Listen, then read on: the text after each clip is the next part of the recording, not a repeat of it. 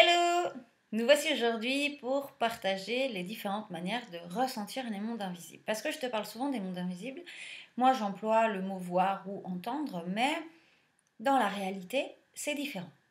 Donc là, on va regarder un petit peu les différentes manières qu'on peut avoir de recevoir les messages du monde invisible. Lorsque je parle des mondes invisibles, je vais parler des éléments, donc on a déjà vu dans des vidéos précédentes comment on parle avec le vent, parler avec le feu, avec la montagne, avec l'océan, la mer, avec les animaux. Et puis, comment est-ce qu'on entend nos guides, nos supraguides, les anges, les maîtres ascensionnés, et tout ça, tout ça.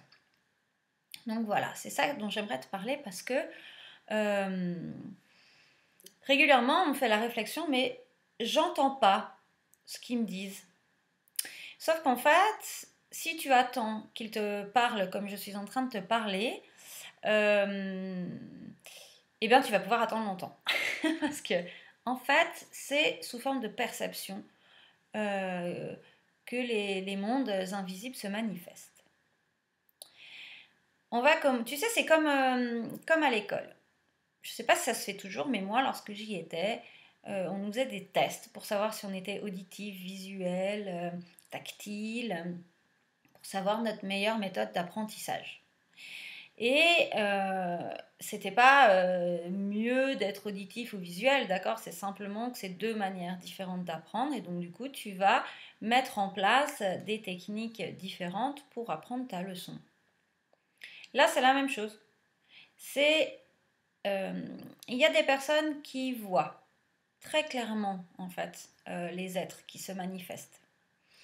Il y a des personnes qui perçoivent. Par exemple, tu vois, moi quand je dis je vois, en fait, je ne vois pas comme je te vois ou comme tu me vois là. En fait, là, je te vois pas, justement, là, je te perçois, c'est-à-dire je sens que tu es là, derrière ton écran, à regarder et en même temps à penser à ce que je suis en train de te proposer. Donc, je te perçois, en fait, je ne te vois pas. Et c'est la même chose, là, justement. Moi, je vais percevoir. Tu vois, je ne sais pas si on est en forêt et que tout d'un coup, on est dans un coin à fées, je perçois les fées. Ou bien les géants. Tu vois, récemment, là, voilà, je vais te raconter une petite histoire avec les géants. J'étais allée me balader en forêt et je sentais une présence qui me suivait.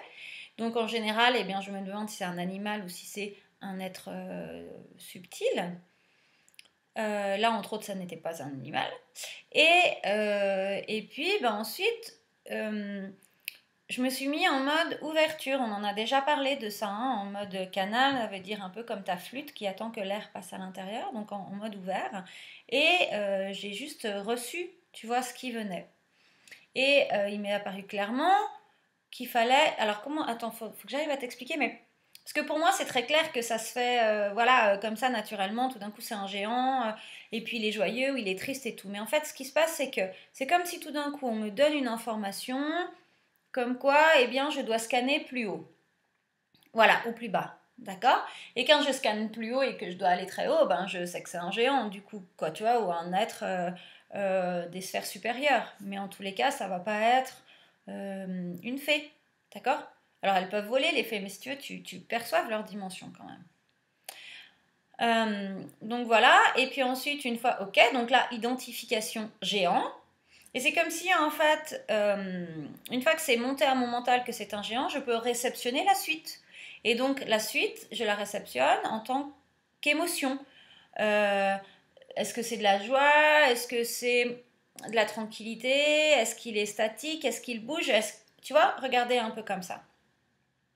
Et ensuite, eh bien, je regarde s'il y a un dialogue qui est demandé. S'il y a un dialogue qui est demandé, je m'arrête et je laisse venir en fait. Voilà. Et s'il y a des mots, s'il y a des émotions, s'il y a des attitudes de la part de l'être subtil, eh bien voilà, là je réceptionne.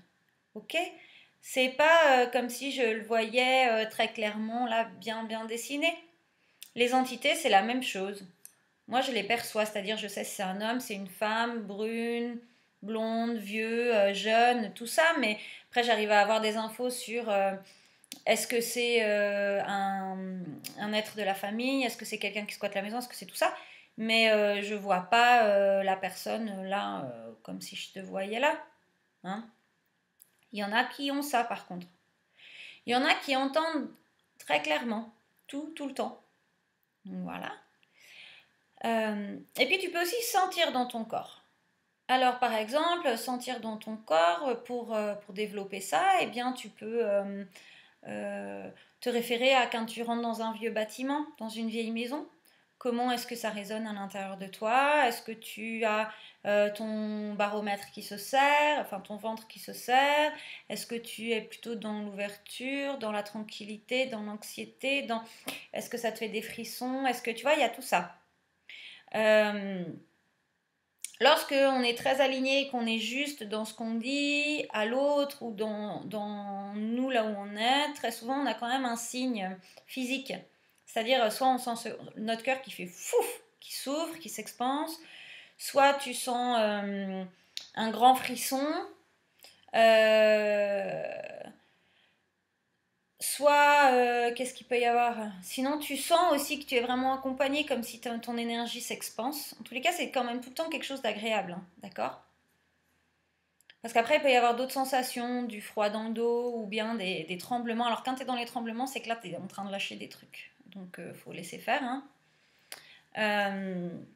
C'est que ça sort comme ça. Donc, ça peut être impressionnant, mais voilà, c'est bien, c'est que tu es en train de libérer des choses.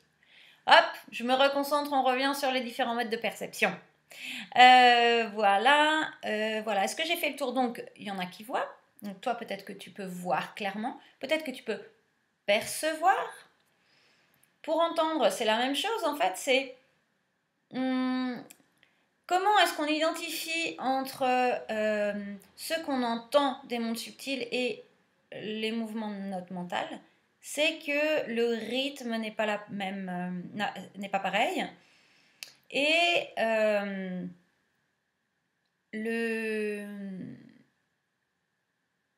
la manière en fait dont c'est présenté aussi.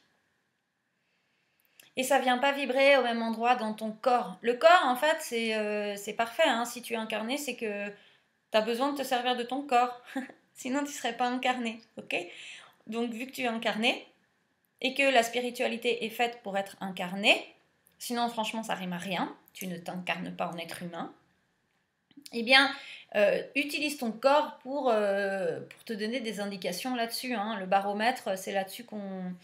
on utilise le corps hein, pour le baromètre. Donc voilà. Et donc du coup, pour entendre, eh bien, il va y avoir des mouvements dans ton corps qui vont être différents.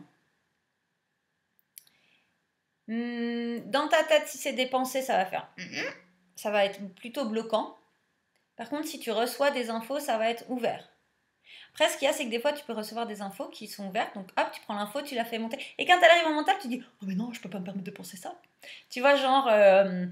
si tu as tes guides qui te disent oui, tu es une belle âme, l'humanité a besoin de ton rayonnement et de ta lumière et de tes paroles. Toi, tu peux te dire ah ouais, c'est trop. Puis rapidement te dire ah bah non, en fait, c'est mon ego, c'est un jeu de mon ego, c'est moi qui me prends pour qui, pourquoi. Non, recale-toi dans les premières sensations que tu as eues et à quel moment ces pensées-là sont arrivées. Et là, tu verras si c'est ton mental ou si c'est une canalisation. Donc, si tu entends les messages des êtres invisibles. Ok?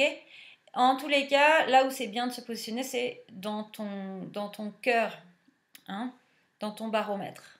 Schéma, qui lui sait exactement si c'est oui, si c'est non, et là où tu en es. J'espère que ça a été.